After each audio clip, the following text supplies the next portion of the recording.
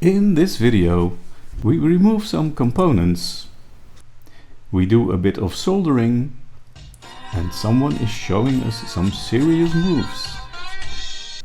Here we have a Harman Kardon Aura Studio 2. It's a Bluetooth speaker with a very decent sound quality, and we are going to adapt it so we can use it in a car. The first thing we need to do is find out how many volts it needs to run, because the power supply in a car is usually between 12 and 14 volts. Measuring the output of the included transformer gives us 19 volts, which is more than a car battery, but it may well work with a lower voltage. So let's figure that out using our bench power supply. Connecting the bench power supply at 12 volts, and it works. That's great, because now we don't need any transformers, just a straight cable from the cigarette lighter to the speaker. Now I wanted to make a remote control to turn it on, because if we want to install it in the back of the car, it would be easier to use a remote control to turn it on. The problem, however, is that the button to turn on the speaker is capacitive, and there is this very small IC that converts the human touch to a signal. It's mounted on a very flimsy flexible PCB, and I don't want to take the risk of ruining it by modifying it. So we'll skip that plan for now and go straight to the power wire.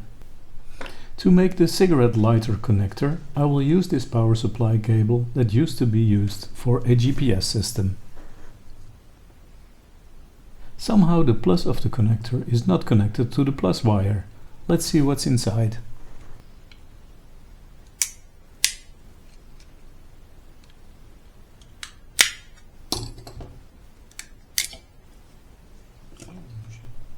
Right, that's a lot of electronics to put 12 volts on the wire. We don't need all that, but the PCB is used to keep the parts of the plug in place. So let's keep the PCB, but change it so that there is always 12 volts in the output. So let's remove some components.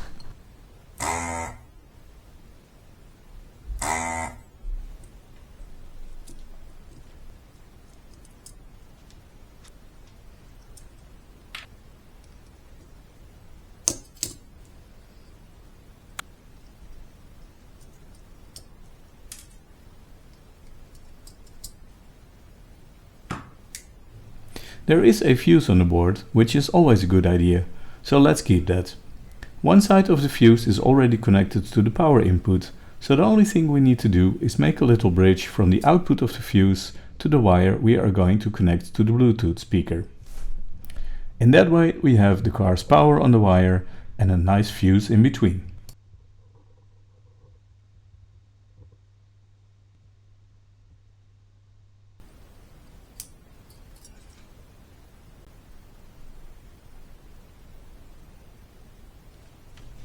Great! Now let's check if we did the job correctly. That seems fine. Let's put the plug back together.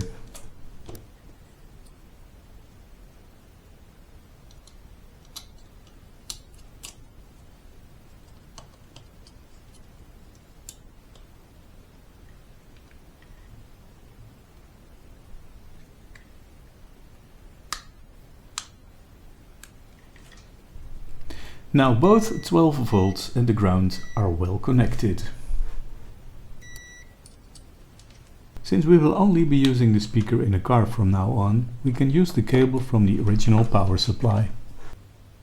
Now prepare the wires with a little solder and use a couple of shrink tubes to make a decent connection.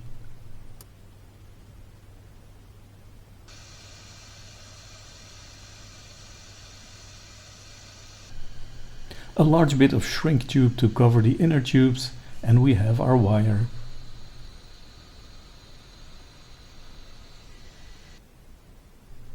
Now let's test it in a car.